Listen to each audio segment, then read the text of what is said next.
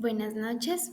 Voy a presentar el tema La búsqueda, construcción de la verdad como desafío ético para el profesional en Colombia. Para la asignatura de ética profesional, mi nombre es María Valentina Merchan Samacá, estudiante de licenciatura en Humanidades y Lengua Castellana de la Corporación Universitaria Minuto de Dios. Y actualmente estoy cursando sexto semestre. Bueno, los temas y conceptos que vamos a abordar en esta exposición son, primero, la síntesis del texto Bosquejo sobre el informe de la Comisión de la Verdad de Héctor Arnovis Vega. Segundo, modelos éticos, ética de las virtudes y ética cristiana. Tercero, códigos éticos de la profesión decente. Cuarto, concepciones de la democracia, democracia representativa o liberal y democracia participativa o social. Quinto, competencias ciudadanas. Sexto, derechos humanos de primera, segunda y tercera generación. Y séptimo, de Estado social de derecho. Bueno, como síntesis del texto Bosquejo sobre el informe de la Comisión de la Verdad de Héctor Arnovis Vega, eh, me quedaron estas ideas y estos conceptos que leeré a continuación. El bosquejo sobre la Comisión de la Verdad explica que el informe de la Comisión de la Verdad fue creado el 30 de noviembre de 2018 y presentado el 28 de junio de 2012 por el Acuerdo de Paz con las FARC para que Colombia y el mundo conozcan lo que verdad sucedió en el conflicto armado el 30 de noviembre de 2018. La premisa del informe fue: hay futuro si hay verdad.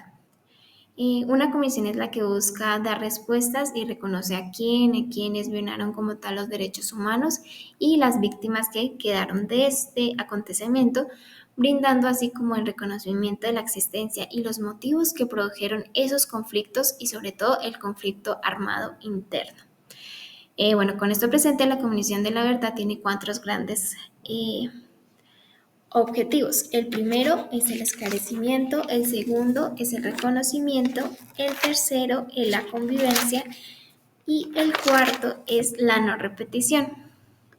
Bueno, el esclarecimiento busca más que todo escuchar a todos los que formaron parte del conflicto para como comprender el contexto de la historia y no solamente, valga la aclaración, una parte de la historia.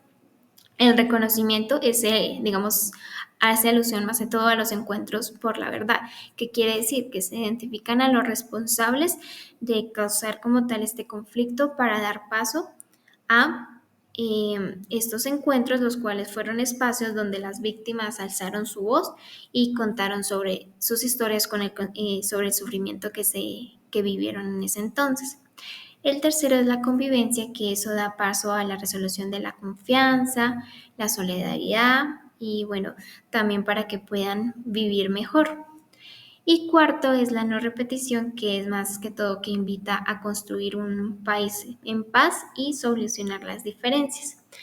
Bueno, con esto claro, eh, el presidente de la Comisión de la Verdad y el presidente y sacerdote o padre juezita Francisco Rose no solo se reduce a más que todo que lo conozca solo los altos funcionarios, es decir, que este informe quiere que lo conozcan prácticamente toda la sociedad, todos.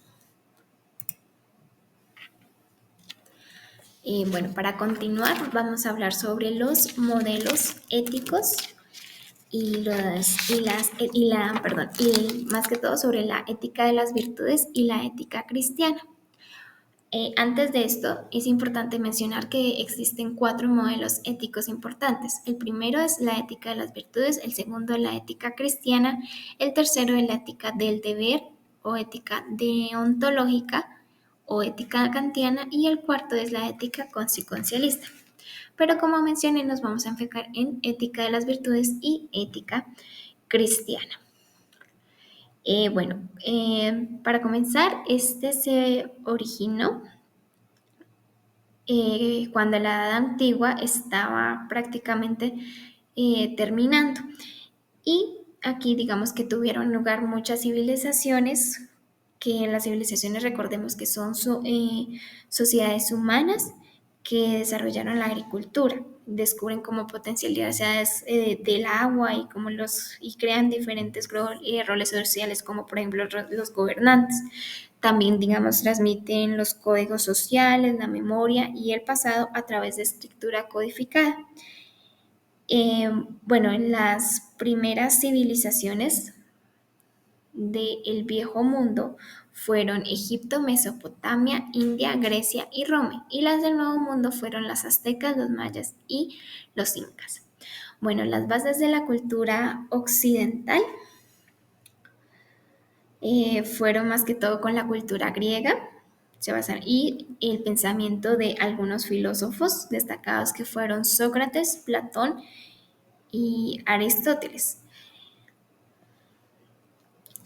Bueno, algo para complementar es que los romanos como tal comenzaron a perseguir como tal a los judíos, porque ellos no estaban como tal de acuerdo en considerar a Jesús como el Cristo, como una gran deidad, por decirlo así, por ser elegido el Dios.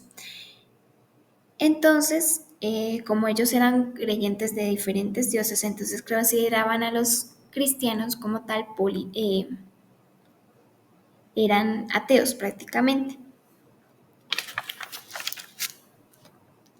Bueno, y teniendo esto en cuenta, el cristianismo se convierte más que todo en la religión oficial del Imperio Roma. Como dato curioso es que por eso que digamos que la sede cristiana de la Iglesia Católica es Roma.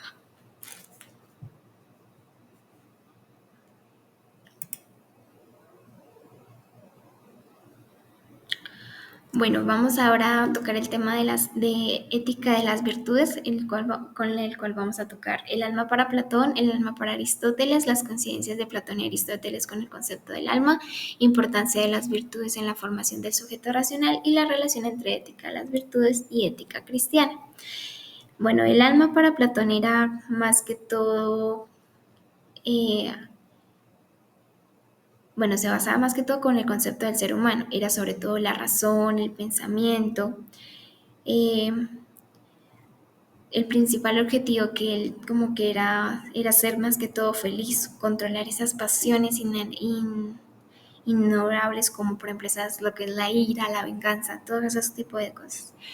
El alma para Aristóteles era que más que todo que los seres humanos compartían con los animales el alma vegetativa, porque más que todo como tanto animales como seres humanos tenemos esa necesidad de reproducirnos, de nutrirnos y alimentarnos principalmente para crecer y pues estar prácticamente vivos. Y algo que compartimos nosotros los seres humanos también con los animales es el alma sensitiva, que es la que ayuda a entender la capacidad de sentir dolor y el placer. O sea, el placer es algo que compartimos también con los seres humanos. Y, bueno, bueno, algo que en lo que ellos coinciden también eh, es el alma racional, que es la que se refiere el pensamiento de reflexión, es la que les permite como tal reflexionar, cuidar de sí mismos, cuidar de la relacionalidad, cuidar de toda esa toma de efecto de resolución de problemas y comprender como tal lo que son los fenómenos del mundo. En pocas palabras, si eres ético, eres virtuoso. Importancia entre las virtudes en la formación del sujeto racional. Hablamos aquí más de ética nicómaca, que es como un referente en la ética occidental, que es más que todo es un hábito que tenemos que cuidar como en tanto el otro como de sí mismo. También hay que practicar como la justicia, ser generosos y libres, entre otras cosas. Digamos, y algo importante que hay que mencionar es que los filósofos hablan como la filosofía de racionalidad, que hay que como tal ejecutar la virtud, sacar como lo positivo del alma. Y Al mismo tiempo, como entre seres humanos, nosotros tenemos que crear esas conversaciones que dan como el lugar al paso del encuentro. El dialogar da paso a la escucha, escucharnos entre nosotros. Y también una otra práctica que podemos crear aquí es la de práctica de leer y la escritura, y para expresar lo que estamos, lo que tenemos más que todo dentro. Bueno, ahora la relación entre ética de las virtudes y la ética cristiana. Bueno, aquí vamos a hacer mención principalmente a importantes figuras como Agustín de Hipona y Agustín de Aquino, perdón. Digamos que son considerados santos por la iglesia, y la mayoría de iglesias que los considera así son las iglesias cristianas. Digamos, son virtuosos. Al ser cristianas son considerados como virtuosos. Es decir, si uno es virtuoso, es susceptible a convertirse en santo. Bueno, Agustín de Hipona prácticamente utilizó la filosofía de Platón, y Tomás de Aquino utilizó la filosofía de Aristóteles. Eh, Ellos fue más que todo para como darle bases al cristianismo. Bueno, hay que creer que Platón y Aristóteles eran cristianos, sino que hay que tener en cuenta que el cristianismo habla más que todo también es de virtud, de honrar la voluntad, y honrar la voluntad de Dios es más que todo ser virtuoso. El cristianismo comienza a hablar de virtudes, o sea, distingue entre virtudes teologales y cardinales. ¿Cuáles son como esas teologales? Que, como ese nombre se dice, teológico de Dios, es el resultado que hablan como por ejemplo de la fe, de la esperanza y de la caridad. Y cardinales, también conocidas como morales, son las que hacen parte del ser humano y están como tal en el corazón. Un ejemplo de ellas son como la templanza y la justicia. Bueno, la ética cristiana dice también que hay que salir un poco al encuentro del distinto. Es decir, tenemos que entre nosotros como seres humanos crear, dialogar, y podemos tratar de ponernos de acuerdo o no con ciertas cosas, pero aún así podemos también respetar, y también debemos aprender a ser críticos de todo lo que, digamos, nos presentan, y también cómo ser flexibles y al mismo tiempo cómo amar. Y en ese sentido es como tener esa doble actitud.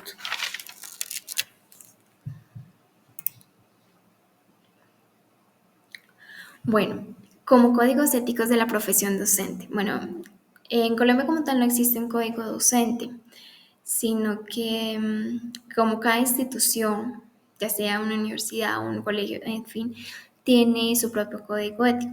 Sin embargo, pues eh, algunos algunos estatutos y algunas son importantes, son la Ley 70 de 1987 y la Ley 115 de 1994. Aquí hay como principios y ver de esa manera muy general. Son como la honestidad, la responsabilidad, el respeto, la puntualidad y, digamos, como tal, la dedicación a la profesión.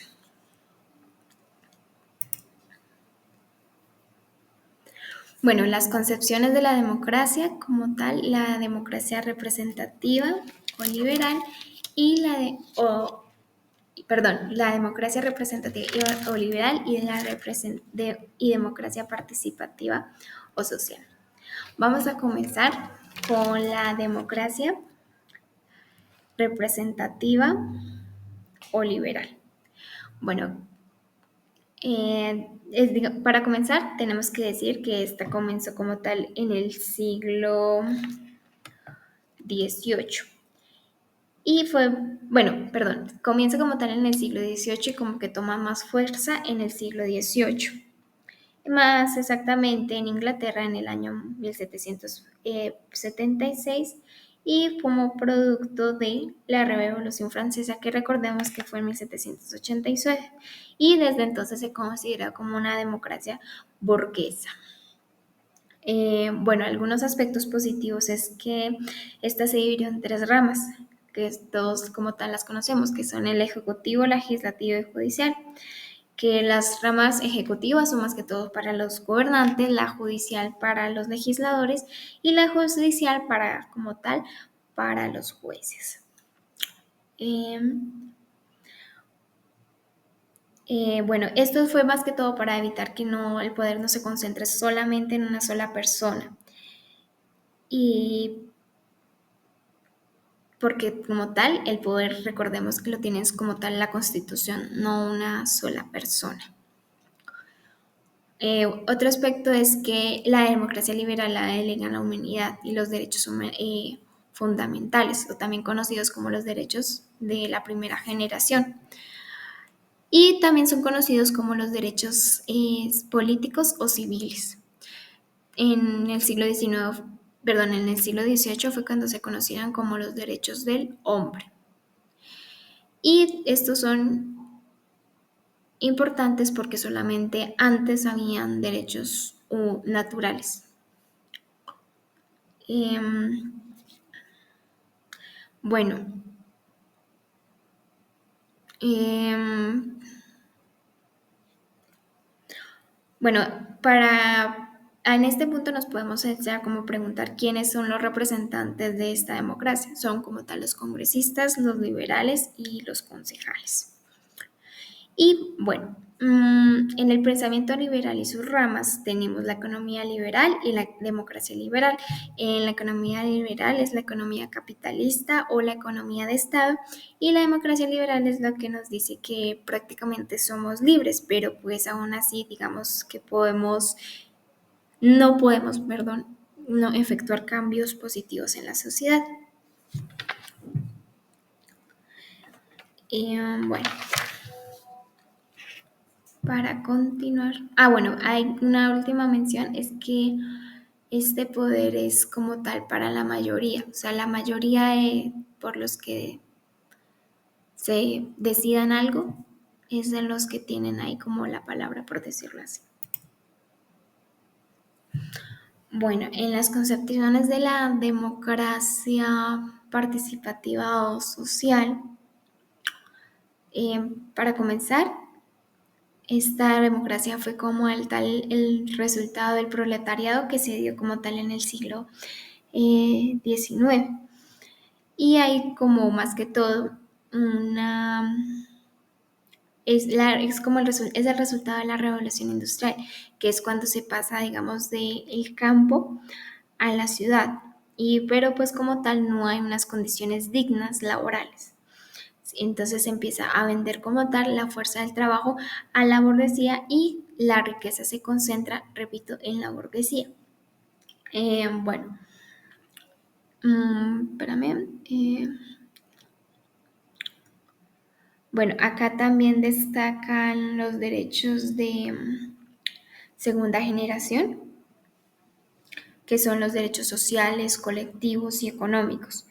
Es decir, que pues los trabajadores tienen ciertos derechos, a cesantías, a pensión, a garantías laborales, en fin.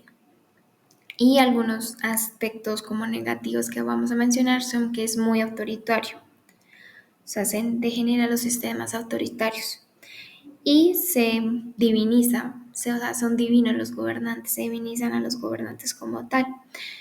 Y también, como he mencionado, también se le da el poder a las mayorías. Bueno, para hablar de competencias ciudadanas, digamos que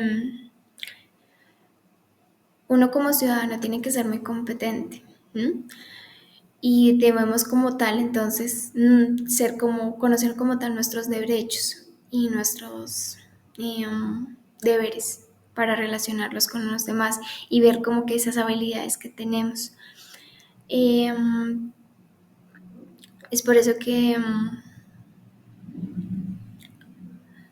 esto nos hace como ciudadanos actuar de una manera constructiva en la sociedad democrática.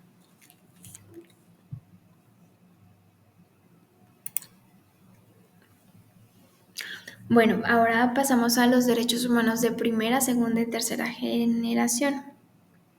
Para comenzar, es importante decir que la Declaración Universal de los Derechos Humanos es un documento fundamental que tiene la ONU, que es la Organización de las Naciones Unidas, y este es un contrato social internacional.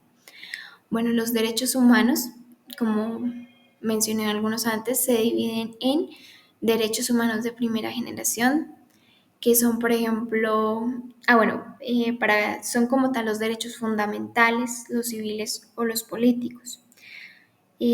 Recordemos que quien los tradujo del inglés al castellano fue Antonio Nariño. Algunos ejemplos de estos son la libertad, la vida, el libre desarrollo de la personalidad, la seguridad, en fin, entre otros. Los derechos humanos de la segunda generación son como tal los derechos sociales y económicos, como tal prestan aquí la salud, la educación, la vivienda digna y otros ejemplos que vemos en pantalla. Y finalmente tenemos los derechos humanos de tercera generación, que digamos que ahí es cuando nos piden como tal cuidar la naturaleza y perseverar la riqueza de nuestra diversidad cultural. Velan como tal por esto. Y entonces, como tenemos en el ejemplo, es un medio ambiente sano, la paz y la libre determinación.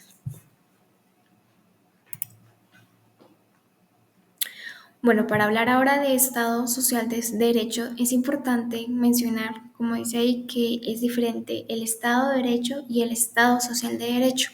El Estado de Derecho es cuando el Estado, valga la aclaración, se compromete a garantizar los derechos fundamentales, y el Estado social de derecho se compromete con la garantía de los otros derechos que ya habíamos mencionado y crea una institucionalidad para ello. ¿Cuáles instituciones podemos tener? La Defensoría del Pueblo, la Personería, bueno, otro puede ser la Procuraduría, entre otros. Bueno, espero que les haya gustado la explicación, profe. Muchas gracias por su atención.